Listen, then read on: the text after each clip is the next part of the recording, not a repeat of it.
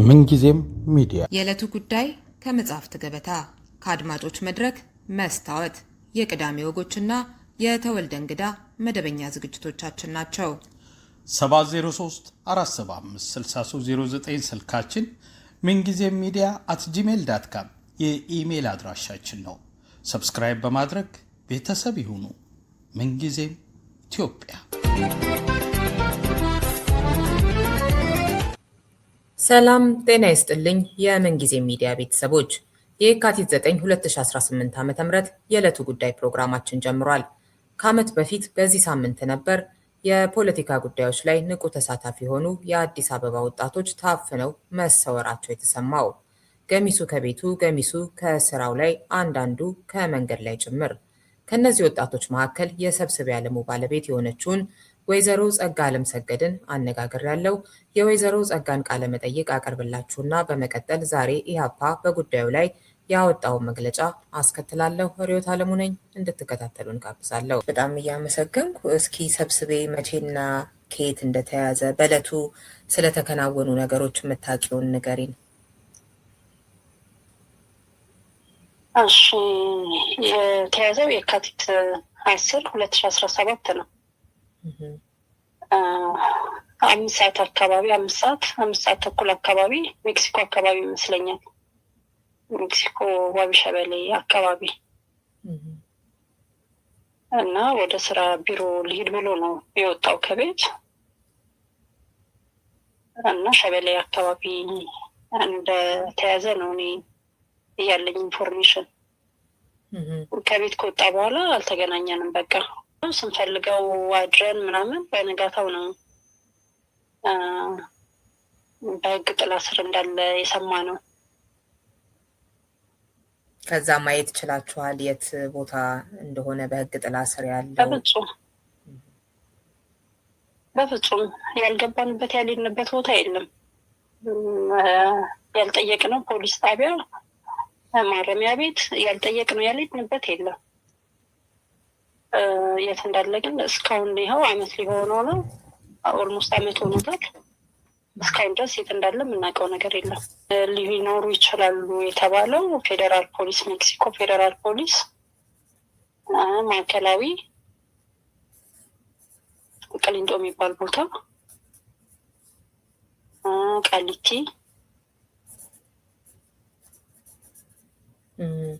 እንግዲህ ትልልቅ ያሉ የተባሉ ማረሚያ ቤቶች አይተናል። ቢሮ ጎፋ አካባቢ ነው። እዛ አካባቢ ያለ ፖሊስ ጣቢያ እንትን ብለናል። አካባቢያችን ጨርቆስ ነው የነበረው። እዛም ጨርቆስ አካባቢ ያለ ፖሊስ ጣቢያ ጠይቀናል፣ አመልክተናል። ግን ያው እስካሁን ድረስ ምንም ነገር የለም።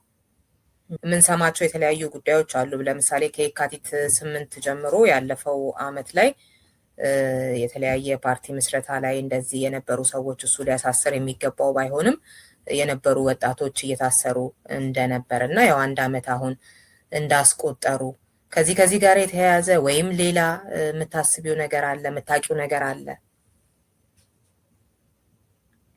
አዎ፣ ከኢዜማ የወጡ የራሳቸውን ፓርቲ እያቋቋሙ ያሉ አሉ። አብዛኞቹ ከዛ ነው እንትን ያሉት የተያዙት፣ አብሮት ያሉት ከሰማሁት ነገር ማለት ነው። አሁን ለምሳሌ አማኑኤል አለ አብሮት፣ በአንድ ቀን በተመሳሳይ ሰዓት አብረው ነው የሚንቀሳቀሱትም የነበረው አብረው ነው ማለት በዚህ በስራ በፓርቲው ምክንያት አብረው ነው የሚሰሩት የሚንቀሳቀሱት። አማኑኤል አለ፣ ሌላ ሱራፌል የሚባል አለ። እኔም አውቃቸው የአዲስ ፓርቲ ምስረታውን ማለት ነው። የአዲስ ፓርቲ ምስረታው ላይ አንድ ላይ ናቸው። ከሌሎች ውስጥ የሰማሽው? ያው ኢዜማ ላይ አብረው የነበሩ ልጆች ናቸው። ገነትም ሱራፌልም ኢዜማ አብረው የነበሩ ናቸው፣ አንድ ላይ ናቸው። ከሌሎች ውስጥ ቤተሰቦች ምናልባት የሰማሽው ነገር ካለ እዚህ ጋር ታዩ ወይም እንደዚህ ሆነ የሚል ነገር እሱን በተመለከተስ ያለው መረጃ ምን ይመስላል? አሁን ለምሳሌ ከአማኑኤል ባለቤት ጋር እንገናኛለን፣ እንደዋወላለን። ያው ይሄ ነገር ነው ያገናኘን። ተመሳሳይ ነው። አብረን ነው የምንፈልጋቸው። ብዙ ቦታ ሰብአዊ መብት ኮሚሽን በጣም ብዙ ጊዜ ሄደን አብረን ነው አብዛኛውን እንቅስቃሴዎች የምናደርገው ነው። ምንም አይነት ኢንፎርሜሽን የለም። ከሌሎቹ ጋር እንኳን አልተዋወቅም። ከሱ ባለቤት ጋር ግን የኔ ተመሳሳይ እንትን ያላት ምንም የምታውቀው ነገር የለም እሷ።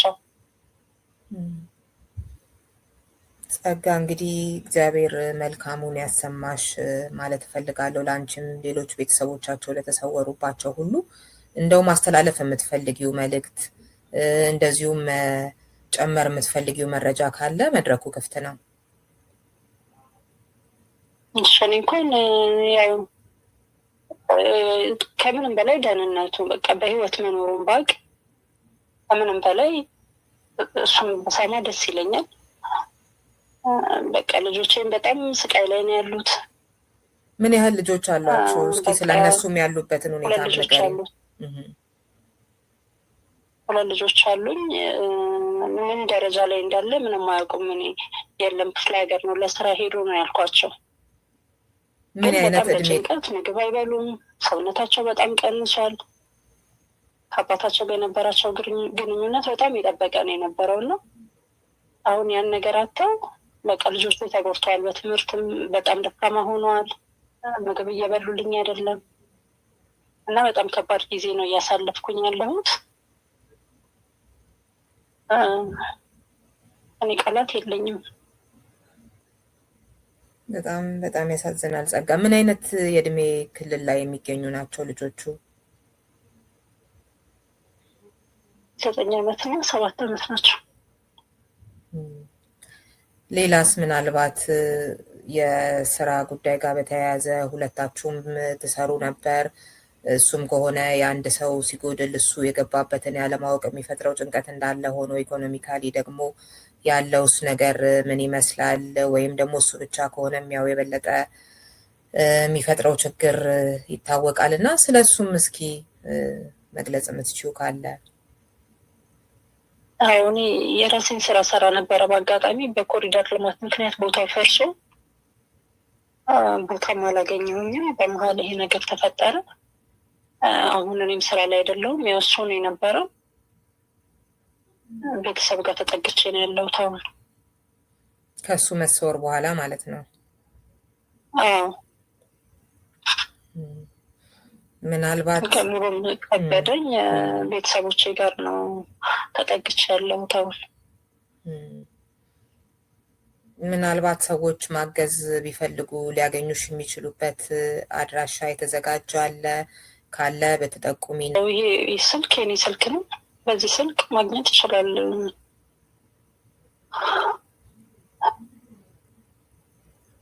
እሺ፣ ፈጣሪ መልካሙን ያሰማን። እንግዲህ ከባድ ነው፣ በጣም ይገባኛል። እንኳን ላንቺ አይደለም ለሚሰማውም ከባድ ነው። መልካሙን ነገር እንድትሰሚ እመኝልሻለሁኝ።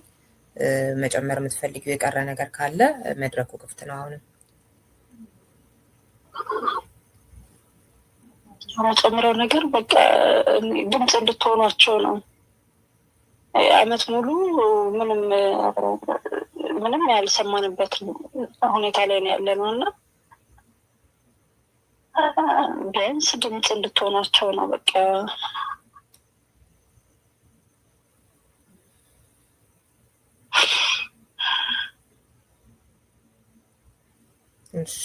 እሺ፣ አመሰግናለሁ ጸጋ።